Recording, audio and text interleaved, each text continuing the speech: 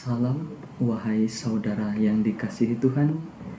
Kembali lagi kita hari ini merenungkan sedikit sabda Tuhan. Ia berkata, "Barang siapa tidak memikul salibnya dan mengikut aku, ia tidak layak bagiku." Dalam Injil Matius pasal 10 ayat ke-38. Saudara, ada orang bertanya, kenapa kita sebagai orang yang percaya harus berjuang memikul salib, menanggung penderitaan, menyangkal diri, dan mengikut Dia? Kenapa harus seperti itu? Saudara yang dikasihi Tuhan, ada satu kisah. Konon Allah Bapa menciptakan berbagai makhluk ciptaan. Dia menciptakan pula para malaikat. Namun kemudian ternyata sebagian dari para malaikat itu menolak Dia.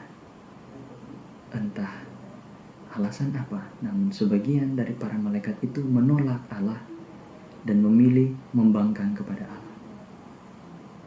Namun kemudian apa yang terjadi? Malaikat itu pergi dengan salah satu cara atau berbagai cara, akhirnya sampai dan terbuang ke bumi.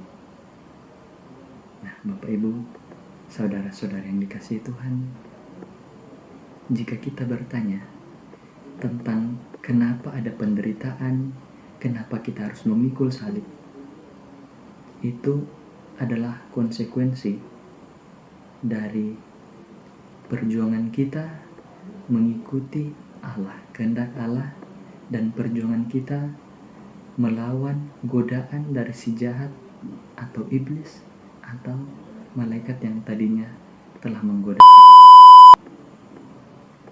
Dengan berbagai cara, si iblis yang telah ada dalam dunia ini berusaha menggoda kita manusia agar menjauh dari Allah.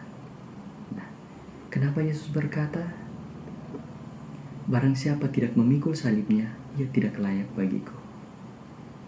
Atau, barang siapa yang tidak mau menyangkal dirinya dan berusaha menanggung penderitaan, tidak layak baginya.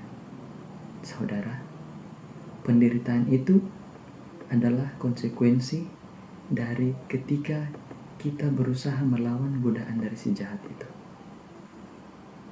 Jadi kalau kita menerima Kristus, tetapi malah mengikuti godaan dari si jahat, maka sesungguhnya kita menyangkal Kristus.